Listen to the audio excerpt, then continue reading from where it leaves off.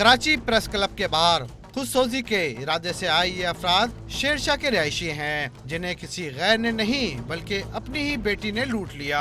मजबूर अहले खाना का कहना है कि इनकी बेटी ने लोगों और बैंकों से लाखों रुपए कर्जा ले रखा है और महल्ले में कमेटियां भी डाल रखी हैं। रकम की अदायगी का वक्त आया तो मुल्जिमा घर से जेवरात और कीमती सामान लेकर रफू चक्कर हो गई।